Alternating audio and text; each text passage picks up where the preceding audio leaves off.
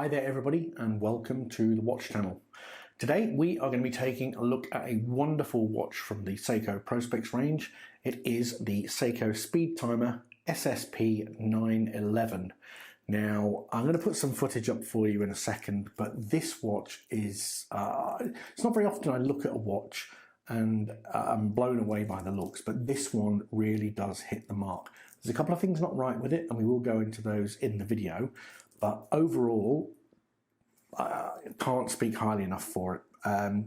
It looks as though Zenith and Rolex went away on a Japanese holiday and met somebody in Seiko and told them what the perfect chronograph watch should look like.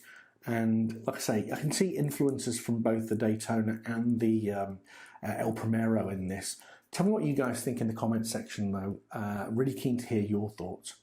Lastly, if you are enjoying the videos and you do like the content, please do consider giving us a subscribe and a like. It really would be greatly appreciated. Anyway, without further ado, let's get stuck into this review.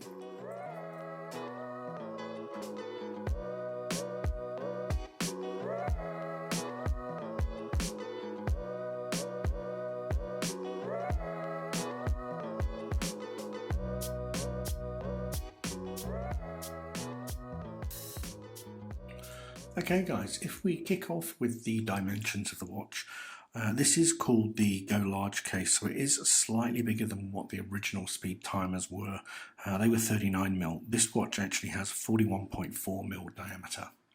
In terms of thickness, you're looking at 13mm and you have a lug width of 21mm.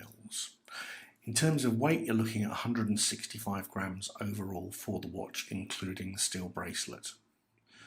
If we take a look at the face of the watch, you can see there you have the applied Seiko text. You have applied hour markers, which are deep filled with lume bright. You have that central seconds hand, which is red, and then at the bottom dial, you have the red minutes hand for the chronograph. You can see there on the left you have running seconds subdial, and on the right you have the 24-hour subdial. The date window a little bit torn. I always like to see a date window. I think it's a useful function, but on this it's sort of, well, it's in no man's land. It's sort of set at maybe 4:20, so at the bare minimum it would have been nice to have seen it right in between the 4 and 5 hour markers, but I think in this case it'd be really nice to have seen a no date version, quite frankly. Moving on to the bezel, it is fixed and you can see there you have a two-tone black and grey bezel, which is an aluminium insert. Turning to the case finishing, you see here you have brushed finishing on the top and a very, very nice polish on the sides there. Taking a look at the crowns and the chrono pushers, see, nicely polished. Again, one thing to mention is with the Prospex model, it would have been really nice to have seen that Prospex X on that crown.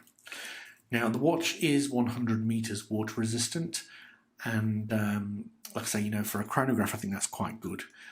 The only thing is that that crown is pushing, it is not a screw-in crown. So I think, you know, with a screw-in crown you probably could have got 200 meters water resistance, but any areas where you're pushing, you know, you're going to find some opportunity for water to find its way into the watch. So I think overall 100 meters is more than enough for a watch of this type.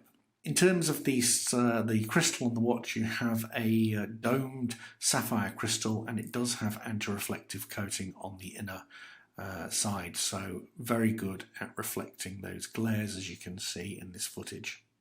Now, one thing to mention here on the chronograph, when you set it off, you can see there the central seconds hand running. It runs in 1/5 of a second increments, so very similar to that of a manual or automatic chronograph, which is quite nice. Second push will stop it, and bottom push will see it then fly back to the 12 position. If I'm going to give any niggle or any negativity on this particular aspect of the watch, it is merely that the chronos don't really have a very tactile sort of feel. There's no click or anything like that. It's just a very smooth push, which is somewhat lacking in terms of satisfaction. But again, you know, it's good to see a central seconds hand running with those 1/5 of a second increments.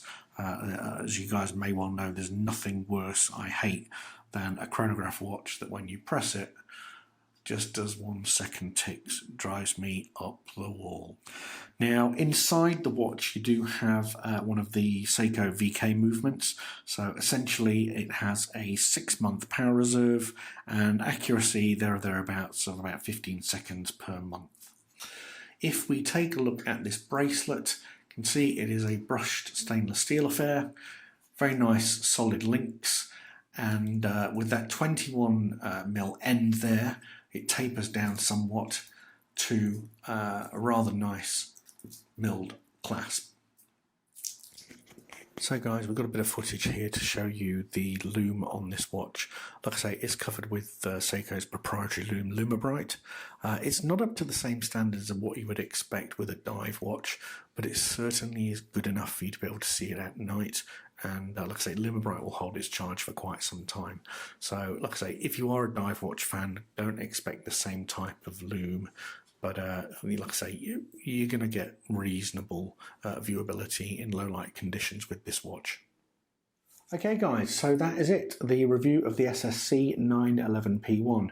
Now it does come in a couple of other colourways, namely a Coke and a Pepsi bezel, so I'm going to put some pictures up for you now, but essentially it's exactly the same watch, just a slightly different bezel colour to it and dial colour. But like I say, very, very nice watches. Huge thanks to our friends at starbuy.com.au for loaning us this watch. If you are interested in purchasing one of these, then I'm going to put a link in the description.